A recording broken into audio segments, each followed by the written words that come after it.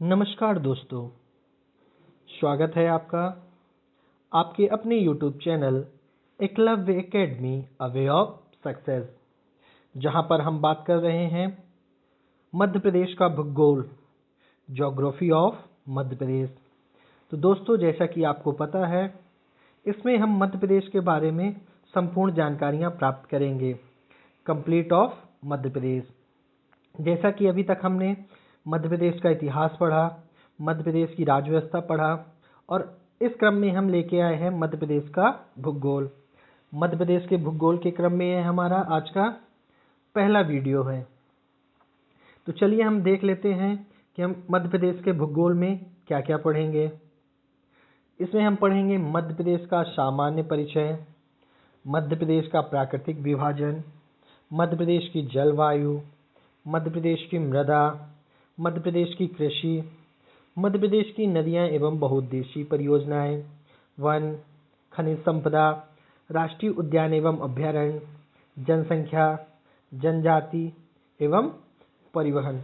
तो ये सब हम टॉपिक मध्य प्रदेश के भूगोल के अंतर्गत पढ़ेंगे। तो चलिए देखते हैं आज का हमारा पहला टॉपिक क्या है।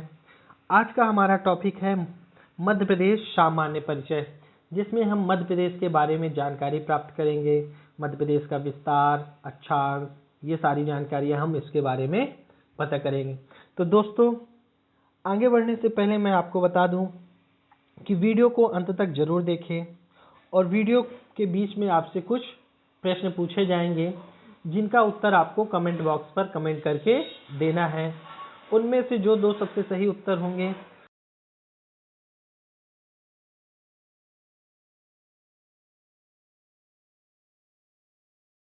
और जल्दी से जल्दी वीडियो को लाइक, सब्सक्राइब और शेयर कर दीजिए।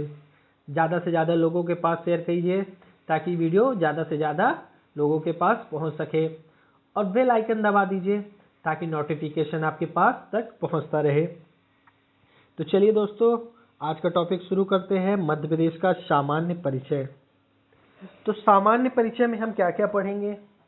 सबसे पहले इसके नाम पढ़ेंगे, फिर इसका विस्तार पढ़ेंगे, क्षेत्रफल एवं जनसंख्या के बारे में जानेंगे, इसके पड़ोसी राज्य कौन कौन से हैं, फिर मध्य प्रदेश के पुनर्गठन के बारे में पढ़ेंगे, जिसमें 1956 के पूर्व की स्थिति, 1956 का गठन और मध्य प्रदेश का वर्तमान स्वरूप, फिर राजकीय पुष्प, राजकीय वृक्ष, राजकीय पशु, राजकीय पक्षी, राजकीय मछली, नाट्य, नृत्य, चिन्ह और खेल आदि सब के बारे में हम मध्य प्रदेश की जानकारी शुरू करेंगे। तो चलिए शुरू करते हैं मध्य प्रदेश का सामान्य परिचय आज का।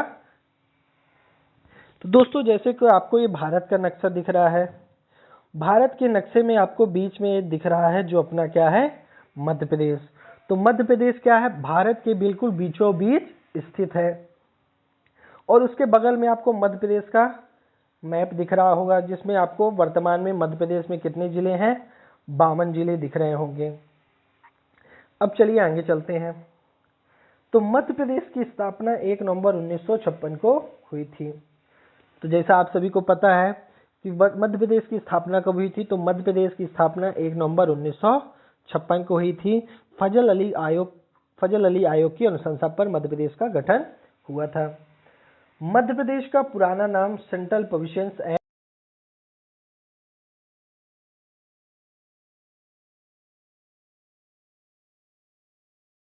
मध्य प्रदेश भारत के बीचों बीच होने के कारण इसे हृदय प्रदेश या मध्य प्रदेश की संज्ञा पंडित जवाहरलाल नेहरू ने दी थी। तो मध्य प्रदेश को मध्य प्रदेश या हृदय प्रदेश किसने कहा था, एक क्वेश्चन यहाँ से बनता है। तो यहाँ से मध्य प्रदेश को मध्य प्रदेश या हृदय प्रदेश की संज्ञा पंडित जवाहरलाल ने दी थी। फिर इसके अन्य नाम क्या है, सोया स्टेट। मध्य प्रदेश में सोयाबीन बहुत अधिक होता है, इसलिए मध्य प्रदेश को सोया स्टेट कहते हैं। टाइगर स्टेट, तो इस बार फिर मध्य प्रदेश में टाइगरों की संख्या सभी राज्यों से सर्वाधिक है, इसलिए मध्य प्रदेश को अभी इसका नाम बीच में टाइगर स्टेट से चला गया था। कर्नाटक पहले स्थान पर आ गया था, वर्तमान में फिर मध्य प्रदेश प्रथम स्थान पर आ गया टाइगरों की संख्या पे, इसलिए इसको फिर से टाइगर स्टेट कहा जाने लगा है। फिर नदियों का मायका, मध्य प्रदेश में छोटी बड़ी बहुत सारी नदियां बहती हैं, इसलिए इसको नदियों का मायका कहा जाता है। जनजातीय प्रदेश, मध्य प्रदेश में बहुतायत जनजातियां रहती हैं, इसलिए जनजातीय प्रदेश कहते हैं। सर्वाधिक राष्ट्रीय उद्यान एवं अभ्यारण्य वाला प्रदेश। मध्य प्रदेश में लगभग 9 राष्ट्रीय उद्यान हैं और 25 अभ्यारण्य हैं, इसलिए इसको क्या कहते हैं, सर्वाधिक राष्ट्रीय उद्यान एवं अभ्यारण्य वाला स्टेट कहते हैं। आदि नामों से इसे जाना जाता है। फिर आगे चलते हैं, इसकी स्थिति एवं विस्तार देख लेते हैं। तो मध्य प्रदेश की स्थिति कैसी है, तो मध्य प्रदेश की स्थिति आयताकार है, एक आयत के आकार। देखिए यहाँ पे आपको दिख रहा है आयत का आकार दिख रहा है, तो मध्य प्रदेश की स्थिति कैसी है, आयताकार है। फिर भौगोलिक अवस्थिति 21 डिग्री 6 मिनट से 26 डिग्री 30 मिनट उत्तरी अक्षांश। तो आपको ये पे दिख रहा है 21 डिग्री 6 मिनट ये है। तो मध्य प्रदेश का जो दक्षिणतम बिंदु, सबसे दक्षिण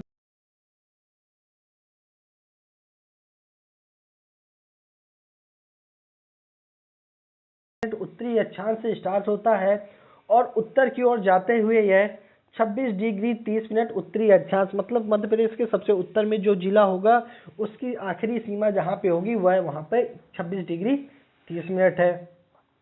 फिर 74 डिग्री 9 मिनट से 82 डिग्री 48 मिनट पूर्वी देशांतर तक। तो यहाँ से आप देखेंगे 74 डिग्री 9 मिनट से लेके 82 डिग्री 66 मिनट पूर्वी देशांतर। यहाँ 48 66 कोई डिफरेंस ज़्यादा नहीं है, अलग अलग किताबों में अलग अलग दिया रहता है। तो यहाँ पे देख रहे हैं सबसे पूर्व में जो आपका सिंगरौली जिला स्थित है, उधर से सबसे सिंगरौली जिला का सबसे लास्ट पॉइंट है, वहां से आपका जो खत्म होता है मध्य प्रदेश 82 डिग्री 66 मिनट पे, और जो आपका इधर पश्चिम में है अलीराजपुर में, यहाँ पे कितना है 74 डिग्री 9 मिनट में। फिर क्षेत्रफल कितना है 3,08,245 वर्ग किलोमीटर। तो इसका जो पूरा क्षेत्रफल है कितना है 3,08,245 वर्ग किलोमीटर। फिर जो पूरे भारत का कितना हिस्सा है 9.4%, जो पूरे भारत देश का कितना हिस्सा है 9.4% हिस्सा अपने अंदर पे रखता है। फिर राज्य का पूर्व से पश्चिम विस्तार 870 किलोमीटर है। अगर आप यहाँ से लेके यहाँ तक का जो विस्तार देखेंगे तो कितने किलोमीटर है 870 किलोमीटर है, मतलब पूर्व से पश्चिम तक की दूरी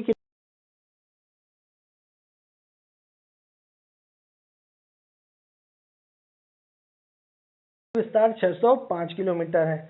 तो उत्तर से दक्षिण का विस्तार कितना है 605 किलोमीटर। ये आपको याद रखना है कि पूर्व से पश्चिम की दूरी कितनी है और उत्तर से दक्षिण की दूरी कितनी है। तो पूर्व से पश्चिम 870 किलोमीटर है और उत्तर से दक्षिण 605 किलोमीटर है। प्रदेश की दक्षिणी सीमा ताप्ती नदी एवं उत्तरी सीमा चंबल नदी बनाती है। तो यहाँ से जो दक्षिण की सीमा बनाती है कौन सी, ताप्ती नदी बनाती है, और उत्तर की सीमा कौन सी बनाती है, चंबल नदी बनाती है। ठीक है, ये आपको याद रखना है। बाकी इन नदियों के बारे में हम जब नदियां पढ़ेंगे तब और डिटेल से जानकारी प्राप्त करेंगे। प्रदेश की राजनीतिक सीमा 5 राज्यों से मिलती है। ठीक है, मतलब इसको 5 राज्य घेरे हुए हैं। उत्तर में उत्तर प्रदेश, ये आपको दिख रहा है उत्तर प्रदेश, तो उत्तर दिशा में कौन सा है, उत्तर प्रदेश। दक्षिण दिशा में इसको महाराष्ट्र है, दक्षिण दिशा से इसकी सीमा कौन सा राज्य लगता है, तो महाराष्ट्र राज्य लगता है। दक्षिण पूर्व में छत्तीसगढ़, तो ये आपका दक्षिण पूर्व में छत्तीसगढ़ राज्य है। फिर उत्तर पश्चिम में राजस्थान है, तो उत्तर पश्चिम आपका कौन सा हो गया, ये राजस्थान है। पूर्व में छत्तीसगढ़, यहाँ पे 2 बार छत्तीसगढ़, दक्षिण पूर्व यहाँ पे एक ही बात है। ठीक है, और पश्चिम में क्या है, गुजरात है। तो ये 5 राज्य की सीमा किससे लगती है, मध्य प्रदेश से लगती है।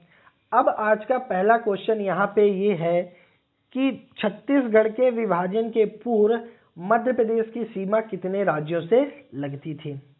क्या क्वेश्चन है कि छत्तीसगढ़ के विभाजन के पूर्व मध्य प्रदेश की सीमा कितने राज्यों से लगती थी। इसका आंसर आपको कमेंट बॉक्स पर कमेंट करके देना है। मध्य प्रदेश की अधिकतम सीमा उत्तर प्रदेश 13 जिले से,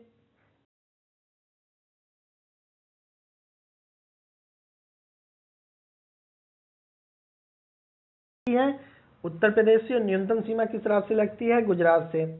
क्षेत्रफल की दृष्टि से मध्य प्रदेश राजस्थान के बाद दूसरा स्थान है। तो क्षेत्रफल की दृष्टि से मध्य प्रदेश का कौन सा स्थान है? तो राजस्थान के बाद दूसरा स्थान है।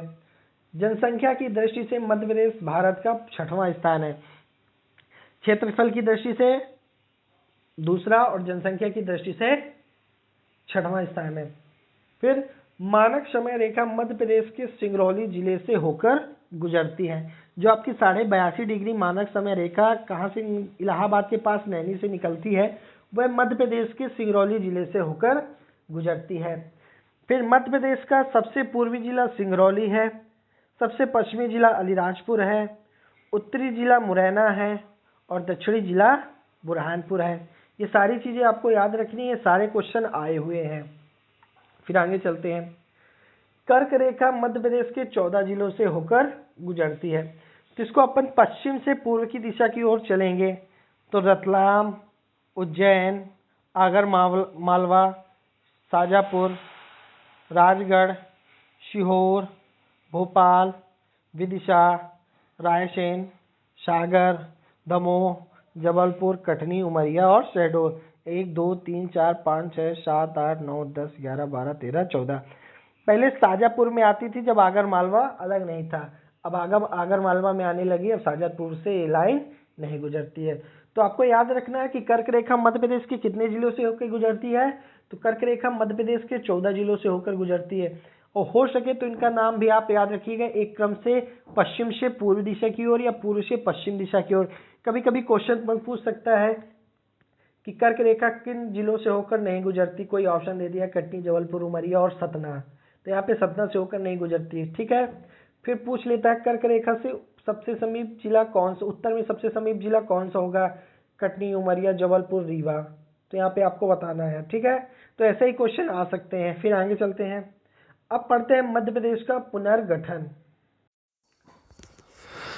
मध्य प्रदेश का पुनर्गठन 1956 से पहले की स्थिति देखते हैं। जब भारत देश आज़ाद हुआ था उसके बाद 1956 के पहले की स्थिति में मध्य प्रदेश, जब मध्य प्रदेश का गठन नहीं हुआ था तब के बारे में देखते हैं। तो मध्य प्रदेश 3 भागों में बटा था, पार्ट ए, पार्ट बी और पार्ट सी। पार्ट ए में आता था आपका सीपी बरार।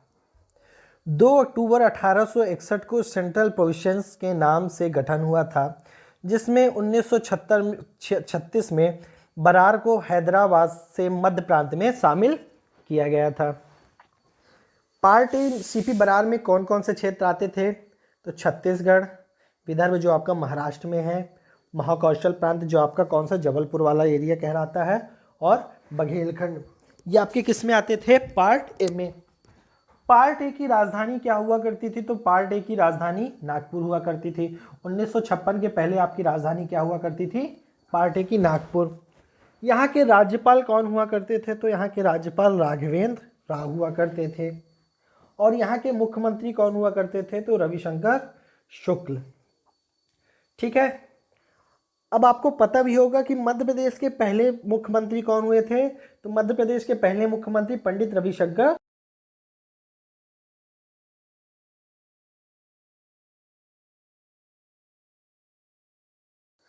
पार्ट बी में क्या आता था? मध्य भारत।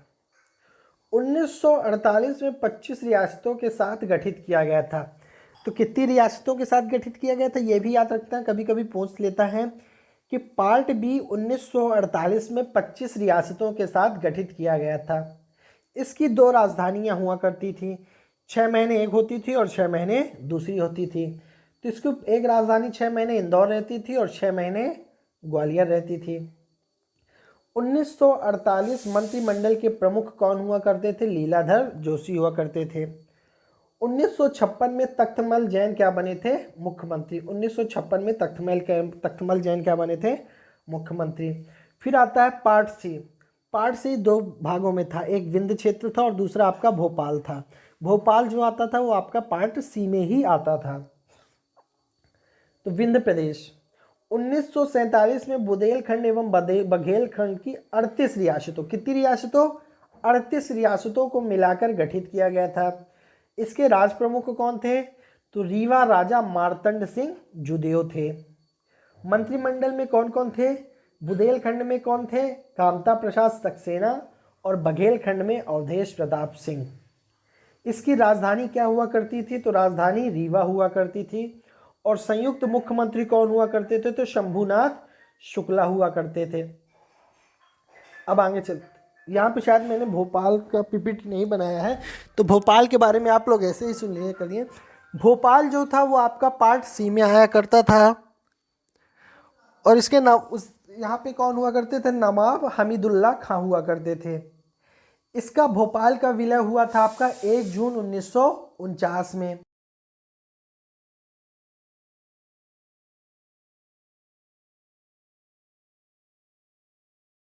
पार्ट सी आपका भोपाल आपका पार्ट सी का ही हिस्सा हुआ करते थे। अब 1956 में पहली बार क्या हुआ मध्य प्रदेश का बाह्य पुनर्गठन हुआ। चलिए देखते हैं। फजल अली की अध्यक्षता में राज्य पुनर्गठन 1953 में हुआ, जिसके द्वारा केंद्र सरकार द्वारा राज्य पुनर्गठन अधिनियम 1956 पारित किया गया। तो यहाँ से एक क्वेश्चन बनता है कि राज्य पुनर्गठन आयोग कौन सी कमेटी थी? तो राज्य पुनर्गठन आयोग की कमेटी कौन सी थी? फजल अली आयोग कमेटी थी। कब बनी थी? 1953 में बनी थी। और अधिनियम कब पारित किया गया था? तो 1956 में पारित किया गया था।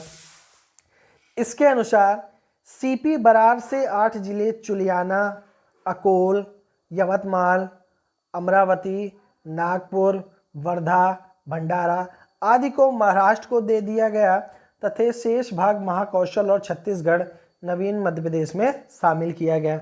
नवीन मध्य प्रदेश जो आपका 1956 में गठित हुआ था, ये 2012 नहीं, 1956 में जो गठित हुआ तब के लिए। फिर भानपुरा तहसील मध्य प्रदेश को मिली और सुनील टप्पा राजस्थान को मिली।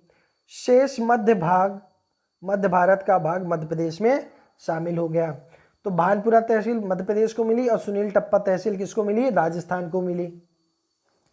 भोपाल मध्य प्रदेश का पूरा भाग मध्य प्रदेश में शामिल हो गया, जैसे कि मैंने बताया था कि भोपाल पार्ट सी का हिस्सा था। राजस्थान की सिरोंज तहसील विदिशा को मिली। अतः 1 नवंबर 1956 को नवीन मध्य प्रदेश का गठन किया गया, जिसकी राजधानी भोपाल थी तथा 43 जिले थे। तो ये क्वेश्चन कई बार पूछ चुका है कि जब मध्य प्रदेश का गठन 1956 में हुआ था, उस समय मध्य प्रदेश में जिलों की संख्या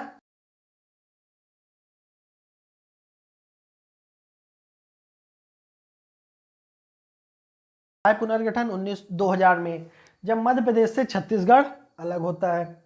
संविधान संशोधन अधिनियम 2000 के द्वारा मध्य प्रदेश का पूर्व भाग छत्तीसगढ़ के रूप में पृथक किया गया। ठीक है ना? तो छत्तीसगढ़ का क्षेत्रफल कितना चला गया था? 1,35,913 वर्ग किलोमीटर। मतलब मध्य प्रदेश के हिस्से का 30.44% कहाँ चला गया था? आपके छत्तीसगढ़ के हिस्से में चला गया था। और कितने जिले चले गए थे? 16 जिले चले गए थे। अब आंतरिक पुनर्गठन पढ़ते हैं कि कैसे कैसे जिलों की संख्या बढ़ती गई। 1972 में भोपाल को जिला बनाया गया, जो तत्समय तक सीहोर की तहसील थी। 1972 में 2 जिले बनते हैं, एक ये बनता है आपका भोपाल बनता है, एक राजनांदगांव बनता है जो छत्तीसगढ़ में चला गया है। तो अपन मध्य प्रदेश के संदर्भ में पढ़ रहे हैं, तो अपन वही जिले पढ़ेंगे जो मध्य प्रदेश में वर्तमान समय में है। ठीक है। फिर बीपी दुबे समिति 1983 की अनुशंसा पर 1998 में 8 जिले बने थे, जिसमें से 4 कहाँ चले गए थे? छत्तीसगढ़ में चले गए हैं। और जो 4 बचते हैं कहाँ आ जाते हैं? मध्य प्रदेश में। तो मैंने अभी आपको बताया कि हम वही जिले पढ़ेंगे जो वर्तमान मध्य प्रदेश में अभी है। जो छत्तीसगढ़ में चले गए हैं उनको हम नहीं पढ़ेंगे। बड़वानी बना था जो खरगोन से अलग होकर बना था। श्योपुर बना था जो मुरैना से अलग होकर बना था। कटनी बना था जो जबलपुर से अलग होकर बना था। और डिंडोरी जो मंडला से अलग होकर बना था। बीपी दुबे समिति 1983 की अनुशंसा पर। ठीक है। फिर सिंहदेव समिति 1998 की सिफारिश पर मध्य प्रदेश में 3 जिले हरदा होशंगाबाद से, उमरिया शहडोल से और नीमच मंदसौर से अलग करके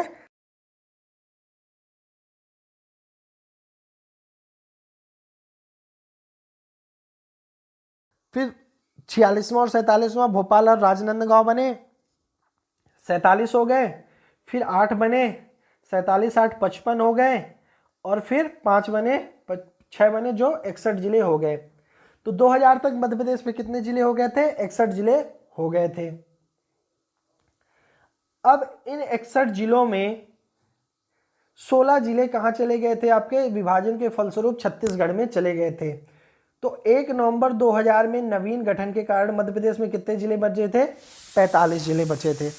जब मध्य प्रदेश का गठन हुआ था तब मध्य प्रदेश में 43 जिले थे, फिर राजनांदगांव और भोपाल बनते हैं तो 45, और फिर 8 करके 2 बार जिले बनते, 16 जिले बनते हैं। इस प्रकार मध्य प्रदेश में 61 जिले हो जाते हैं। फिर जब मध्य प्रदेश से छत्तीसगढ़ अलग होता है तो 61 में से 16 जिले कहाँ चले जाते हैं? छत्तीसगढ़ में चले जाते हैं। तो मध्य प्रदेश में कुल कितने जिले बचते हैं? 45 जिले बनते हैं। फिर 2003 में कुल 3 जिले अशोकनगर गुना से, बुरहानपुर खंडवा से और अनूपपुर शहडोल से अलग करके बनाए जाते हैं। तो 45 3 कितने हो गए? 48 जिले हो गए। 2008 में अलीराजपुर झाबुआ से व सिंगरौली सीधी से क्रमशः 49वां और 50वां जिले बने। अब आपको यहाँ से जिलों का क्रम भी याद रखना, कौन सा 49वां, 50वां, 51वां और 52वां जिला बना था, क्योंकि पेपर में कभी कभी पूछ लेता है कि आपका 49वां जिला कौन सा बना था, 50वां जिला कौन सा बना था। इसलिए आपको याद रखना है कि 49वां जिला कौन सा बना था? अलीराजपुर 2008 में, और 50वां जिला आपका सिंगरौली सीधी से अलग होके बना था। 16 अगस्त 2013 को आगर मालवा शाजापुर से अलग होकर 51वां जिला बना था। 1 अक्टूबर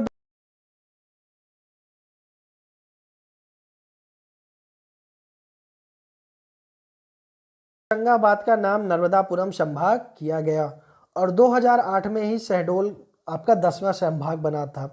तो वर्तमान मध्य प्रदेश में 10 संभाग और 52 जिले हैं।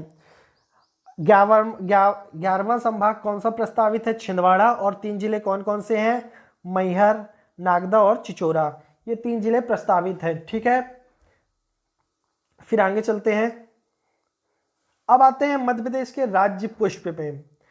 इसको मध्य प्रदेश की स्थापना से 25 वर्ष बाद 1981 में अपनाया गया था, जिसका नाम क्या है? लिली या सफेद लिली भी इसको कहते हैं। इसका साइंटिफिक नेम क्या है? लीलियम कैडियम। साइंटिफिक के नेम क्या है इसका? लीलियम कैडियम। शीतोष्ण व उपोष्ण जलवायु क्षेत्र में पाए जाते हैं, और इसका उपयोग क्या होता है? औषधि निर्माण में उपयोग होता है। ये आप इसका चित्र देख सकते हैं, कैसा दिखता है? ये दिखता है। फिर दूसरा है राजवृक्ष। राजवृक्ष आपका क्या है? बरगद, जिसका साइंटिफिक नेम क्या है? फाइकस बेंगेलेसिस। फाइकस बेंगेलेसिस आध्यात्मिक रूप से पूजनीय है, औषधि निर्माण एवं उपचार के लिए क्या है? उपयोगी है।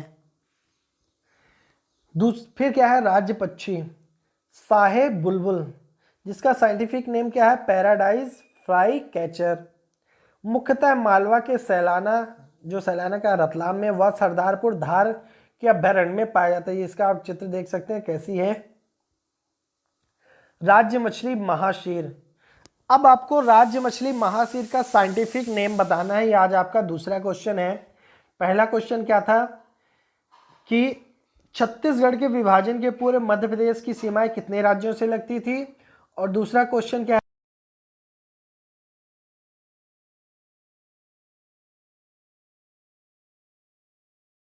किया गया था। मुख्यतः नर्मदा एवं चंबल में पाई जाती है। ये देख लीजिए कैसी दिखती है। फिर है राज्य पशु बारहसिंगा। इसका साइंटिफिक नेम क्या है? रूस वर्ष डूला वेसी डुवासेली। मध्य प्रदेश में बेडरी प्रजाति का बारहसिंगा पाया जाता है, जो मुख्यतः कान्हा किसली राष्ट्रीय उद्यान में पाया जाता है। कौन सा सिंगा? भूरा सिंगदा बारहसिंगा।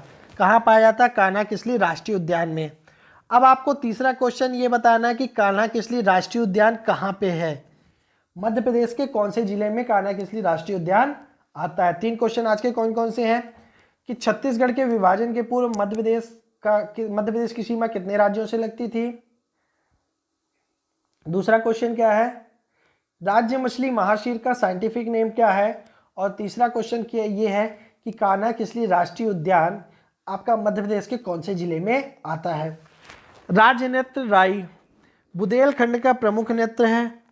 यह श्रृंगार एवं शौर्य का अद्भुत मेल है। इसके प्रमुख पात्र बेड़नी एवं विदूषक होते हैं। जो औरतें होते हैं उनको बेड़नी कहा जाता है, जो पुरुष होते हैं उनको विदूषक कहा जाता है। फिर मध्य प्रदेश का राजकीय चिन्ह, यह राज्य स्थापना पर अपनाया गया था जिसमें भारत व मध्य प्रदेश दोनों की विशेषताएं अंकित है। सबसे बाहर 24 स्तूप की आकृति, ये आपको दिख रही है 24 स्तूप, ये ऐसे ऐसे ऐसे बने हैं। इसके बाद एक वृत्त है जो सतत विकास एवं तरक्की का सूचक है, ये वाला वृत्त जो है आपका सतत विकास एवं तरक्की का सूचक है। फिर वृत्त के भीतर ऊपर की ओर, सॉरी उसमें उल्टा लिख गया, वृत्त के ऊपर मध्य प्रदेश शासन एवं नीचे की ओर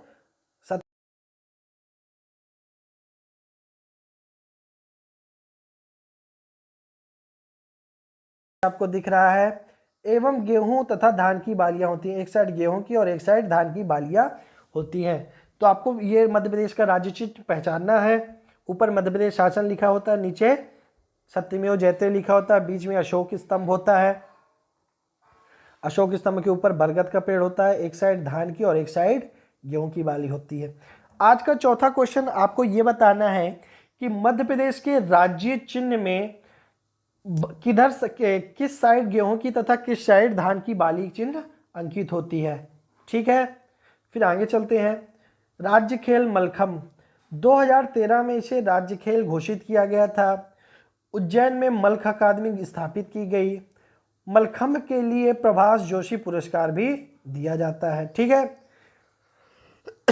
तो आज का टॉपिक हमारा यहीं तक था, जिसमें हमने मध्य प्रदेश के सामान्य परिचय के बारे में जाना, मध्य प्रदेश के नाम क्या क्या हैं, इसका विस्तार क्या है, कहाँ तक है, इसका अंशांशीय एवं देशांतरीय विस्तार, क्षेत्रफल कितना है, जनसंख्या कितनी, जनसंख्या कितने प्रतिशत है। फिर राज्य पुनर्गठन के बारे में जाना, आंतरिक पुनर्गठन, बाह्य पुनर्गठन, 2000 में जो छत्तीसगढ़ अलग हुआ था उसके बाद गठन, फिर राज्य पुष्प, राज्य पक्षी, राज्य चिन्ह के बारे में जाना। यही आज सबके बारे में हमने जाना है। तो दोस्तों, अगर वीडियो पसंद आया हो तो प्लीज़ ज़्यादा से ज़्यादा लाइक और शेयर करें और सब्सक्राइब करें और शेयर करना वीडियो को ना भूलें। और आज के पूछे गए क्वेश्चनों का आंसर आपको कमेंट बॉक्स पर कमेंट करके देना है। मैं आपको क्वेश्चन एक बार फिर से रिवाइज करा देता हूँ। पहला क्वेश्चन है कि 2000 छत्तीसगढ़ के विभाजन के पूर्व मध्य प्रदेश की सीमाएं कितने राज्यों से लगती थी, पहला क्वेश्चन है। दूसरा क्वेश्चन, मध्य प्रदेश की जलीय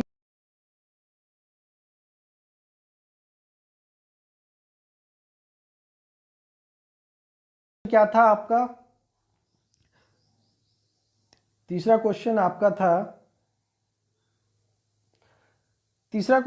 था कि कान्हा किसली राष्ट्रीय उद्यान मध्य प्रदेश के किस जिले में आता है।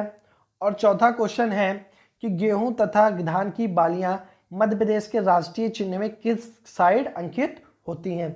ये 4 क्वेश्चन है जिनका आंसर आपको देना है कमेंट बॉक्स पर कमेंट करके। थैंक यू दोस्तों, वीडियो को अंत तक जरूर देखें और अपना सहयोग मुझे प्रदान करें।